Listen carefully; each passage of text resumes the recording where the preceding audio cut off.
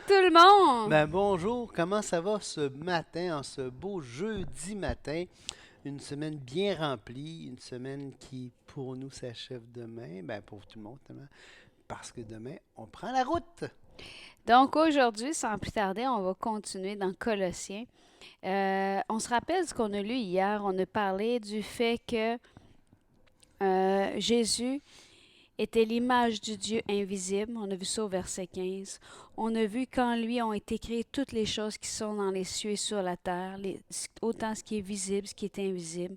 On a vu que tout a été créé par lui et pour lui. Mais on a aussi vu qu'il était avant toute chose et que toute chose subsistait en lui. On a vu qu'il était la tête, finalement, qu'il avait la primauté sur la création parce qu'il était là en premier, non pas parce qu'il avait été créé en premier. On a vu que il était la tête du corps de l'Église, de la nouvelle création qui vient de la nouvelle naissance de toutes les générations, de toutes les nations, les gens qui reconnaissent Christ comme leur sauveur, afin d'être en tout le premier. Et là, le verset 19, où est-ce qu'on est rendu aujourd'hui, va commencer par le mot « car ». Donc, ça Encore veut une... dire que tout ça... Oui. Vas-y. Non, mais j'allais dire, une conjonction de coordination, c'est toujours important de savoir pourquoi elle est là.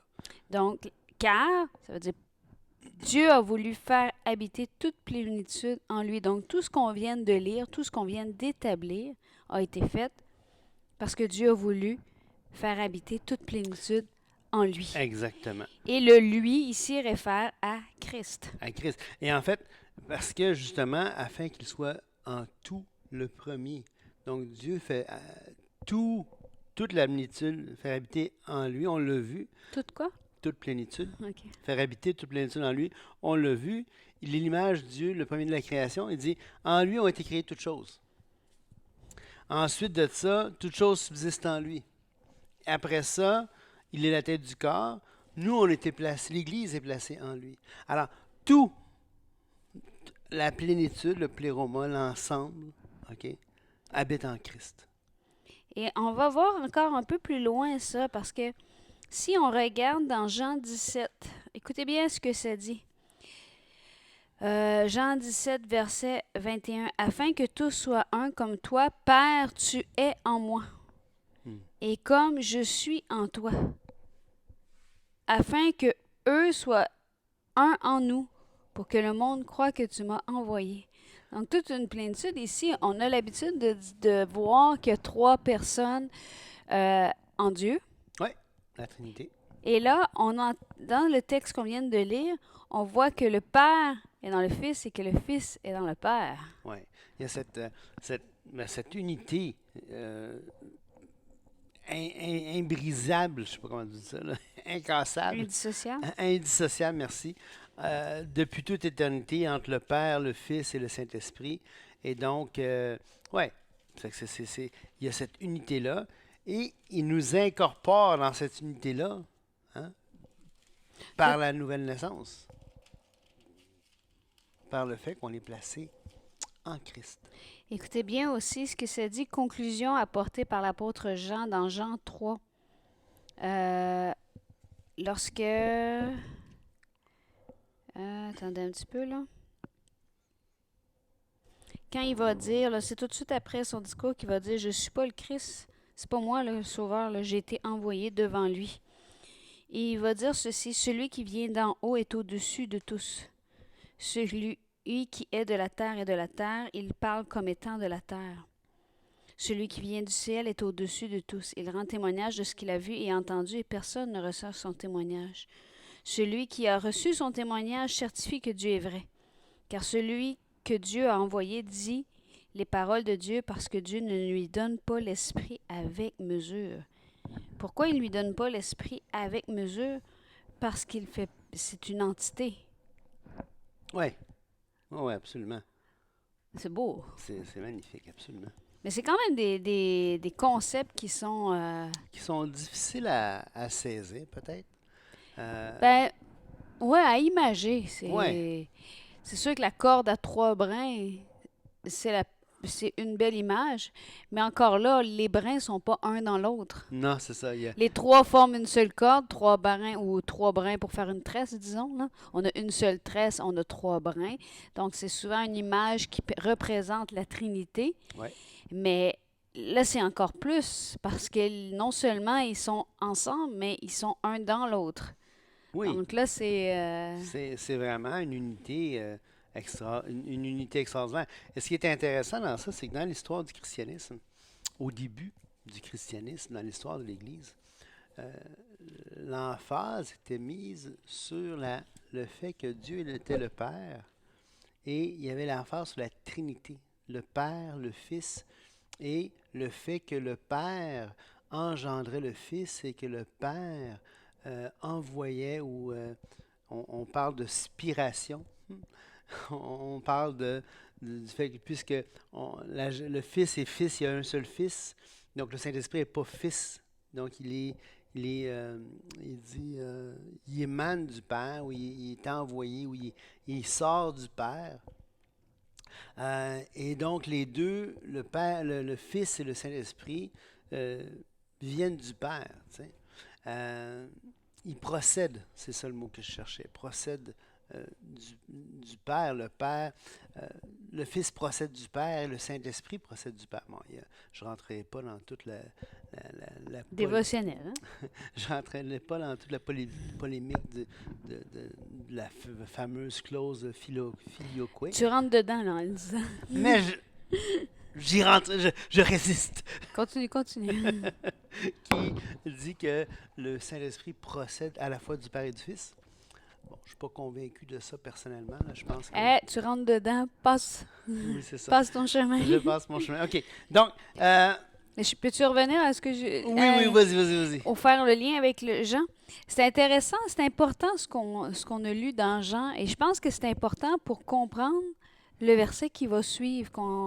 Parce qu'on a vu celui qui vient d'en haut est au-dessus de tous. Donc, tout le monde est d'accord avec ça. Mm-hmm. Dieu est au-dessus de tous. Celui qui est de la terre est de la terre, il parle comme étant de la terre. Celui qui vit du ciel est au-dessus de tous, il rend témoignage de ce qu'il a vu et entendu et personne ne reçoit son témoignage. Ce qui est extraordinaire avec Christ, c'est qu'il vient du ciel, fait qu'il est au-dessus de tout, mais il est de la terre et il parle comme étant de la terre. Parfaitement Dieu, Oui, parfaitement homme. Exactement. Et ce verset-là, je pense qu'il est important parce que quand on lit le verset suivant dans Colossiens 1:20, il a voulu par lui tout réconcilier avec lui-même. Donc, Dieu a voulu par Jésus-Christ tout réconcilier avec lui-même, tant ce qui est sur la terre que ce qui est dans les cieux. Et là, on voit la beauté. Cette réconciliation-là était possible par quelqu'un qui était parfaitement homme et parfaitement Dieu. Et je pense que cette réconciliation-là, il faut la voir comme on la voit ici, c'est-à-dire qu'elle est universelle. Ça me fait penser au passage de 2 Corinthiens. 2 Corinthiens 5. T'avais-tu d'autres choses à... Là, j'étais comme... Non, vas-y, je continue avec... en faisant la paix par lui, par le sang de sa croix. Donc, Dieu a fait la paix par lui, par Jésus-Christ, par le sang de sa croix. Et je vais te laisser dire ce que tu veux dire. Ben, 2 Corinthiens 5, c'est vraiment un des textes importants avec Colossiens, ce qu'on voit là, mais un des textes importants sur l'étendue de la réconciliation, si on veut. Hein? Il dit, car l'amour de Christ nous presse, parce que, verset 14, 5, 14, parce que nous estimons que si un seul est mort pour tous, tous donc sont morts. Et que les morts pour tous, afin que ceux qui vivent ne vivent plus pour eux-mêmes, mais pour celui qui est mort et ressuscité pour eux.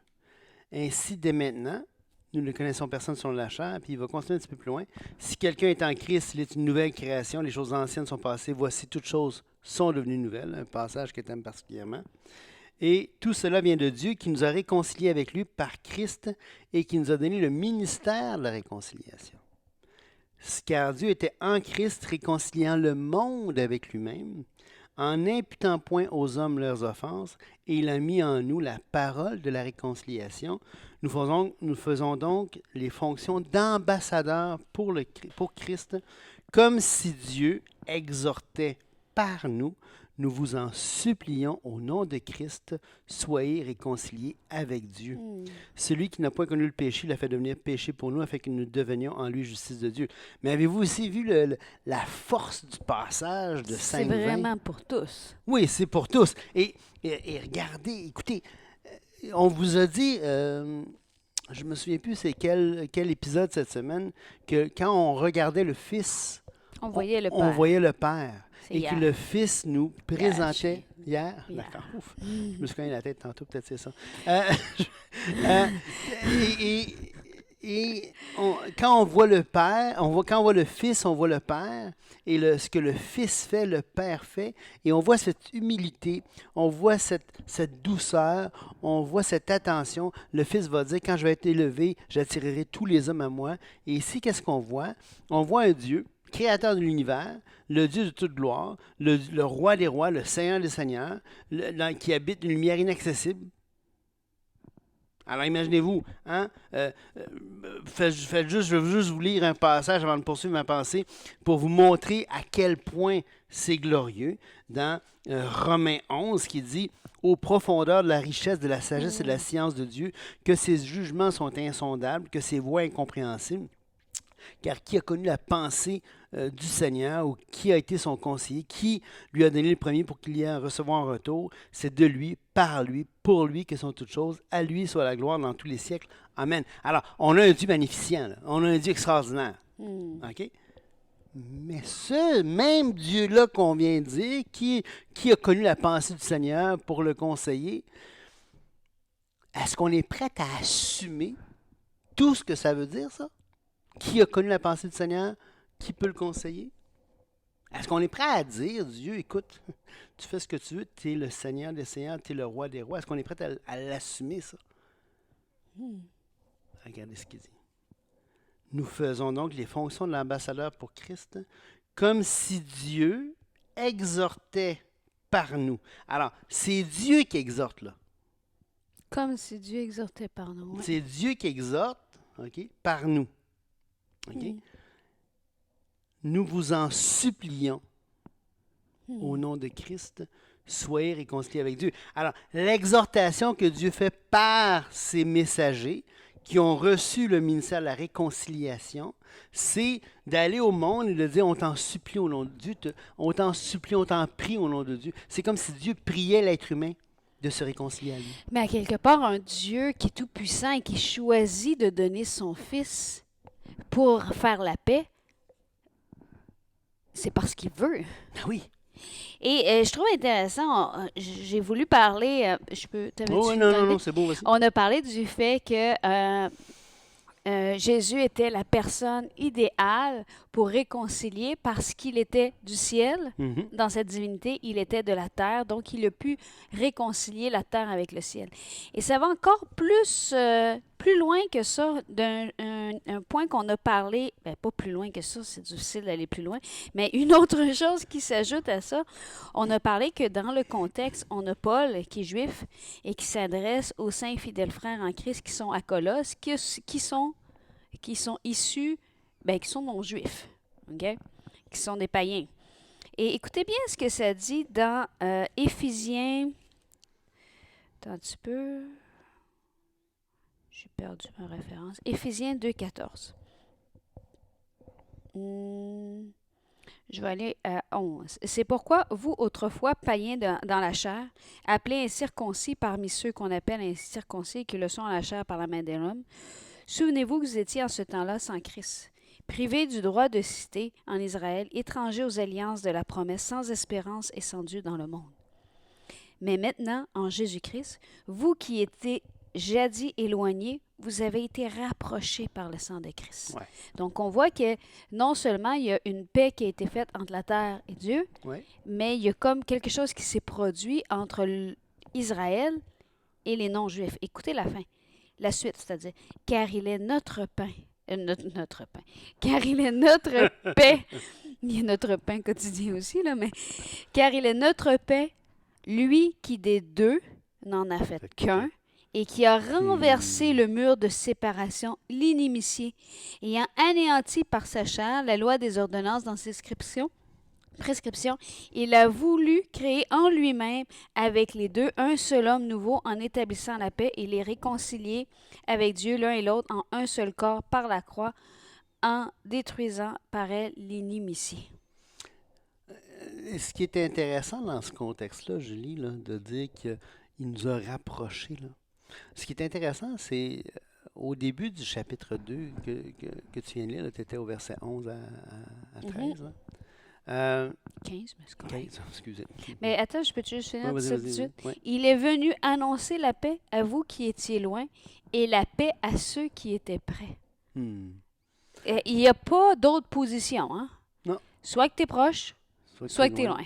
Mais Ça inclut tout le monde. Mais l'appel est annoncé à tous. Car par lui, les uns et les autres, nous avons accès auprès du Père dans un même esprit.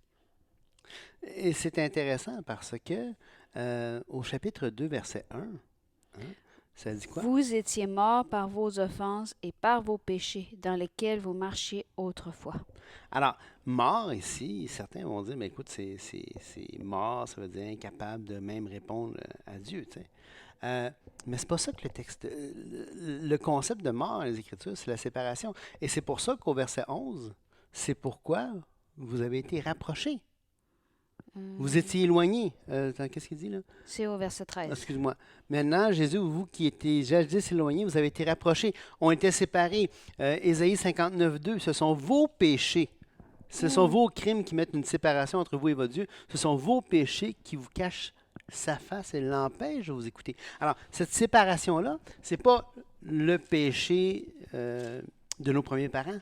Ce sont nos péchés à tous nous autres qui mettent une séparation entre Dieu et c'est par là qu'on meurt. Okay? Et le salut en Jésus-Christ nous rapproche. C'est cette réconciliation qui effectue la croix. Tout à fait. Vas-y. Et elle a une portée globale, mais en particulier, c'est à cause de ces péchés-là, de nos péchés, ça veut dire de nos transgressions, de nos crimes, comme dit Ésaïe, qui nous a séparés, et c'est pour ça qu'on a besoin d'une réconciliation. Et vous rappelez, hier ou avant-hier, on parlait du jeu de pronoms, que, tu sais, ça dit « nous rendons grâce » dans Colossiens 1.3.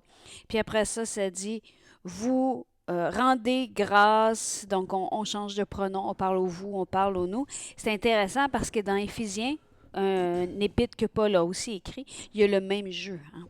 Ça commence au verset 2.1, « Vous étiez morts ». Donc, il est en train de s'adresser aux Éphésiens, « Vous étiez morts par vos offenses et vos péchés ».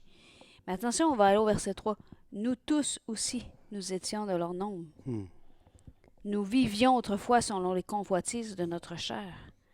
Nous étions par nature des enfants de colère, comme les autres. » Donc, il est en train d'inclure Israël et les Juifs avec les autres. On est tous au même stade. Il n'y a plus de Grecs, il n'y a plus de Grecs juifs. Il n'y a plus de distinction. Il n'y a plus de distinction.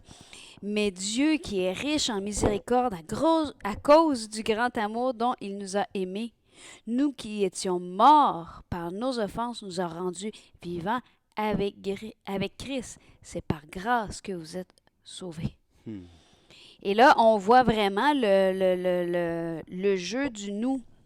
Et on voit le même jeu quand on revient au verset 21. Et vous qui étiez autrefois étrangers et ennemis par vos pensées et vos mauvaises œuvres. Là, il est en train d'établir, vous n'étiez pas ennemis à cause que vous n'étiez pas juifs, là. Non. Ni à cause de votre naissance, qu'on est né parce que Adam, de nos premiers parents, nous ont... Non. Vous étiez étrangers et ennemis par vos mauvaises œuvres. Il vous a maintenant réconciliés par sa mort dans le corps de sa chair pour vous faire paraître devant lui saint, sans défaut et sans reproche. Alors, on a la même idée que dans Éphésiens, que tu as lu dans Éphésiens 2. Mort, séparé, ici, on était étrangers ennemis par vos pensées, par vos mauvaises œuvres. C'est encore nos crimes qui mettent une séparation. Excuse-moi. Et, excusez-moi de rigoler, parce que Patrice, il s'appuyait. Il est vraiment dedans. OK. J'étais comme, bon, d'accord, je sais, je pense pas que ça c'est une séance d'amincissement de la cuisse. Vous voyez, je vois l'image de Roadrunner quand il se fait écraser. Là. OK. Donc, petite, Petite parenthèse. si on revient, pour vous faire paraître devant lui saint, sans défaut et sans reproche, oubliez pas qu'au départ, l'apôtre Paul a commencé son épître aux saints et fidèles Hmm, frères. Et qu'au verset 4, on a dit de votre amour pour tous les saints. exactement. Donc, c'était pourquoi il était sanctifié? Pourquoi il était sanctifié? Pourquoi il était déclaré saint? Parce qu'ils ont cru, ils ont mis leur foi dans la parole de l'Évangile. Oui. Christ, mort pour notre salut, Oui. à tous, ressuscité pour nous donner la vie éternelle. Quel message! C'est le message le plus important. Absolument. Parce que c'est le seul qui a une portée éternelle, un Dieu d'amour qui nous aime tous, qui nous aime à tel point, comme Patrice le disait tantôt, qu'il veut que nous supplions le monde d'être réconcilié avec lui comme étant ses ambassadeurs. C'est puissant, ça. C'est vraiment phénoménal. Et comme il y aurait beaucoup à dire sur le prochain passage, je propose, Julie, qu'on attende à demain pour la suite. Par contre, j'aimerais vous laisser avec cette idée que Christ, on l'a vu, hein, il a voulu par lui tout réconcilier avec lui-même, puis Dieu a voulu faire habiter toute plénitude en lui.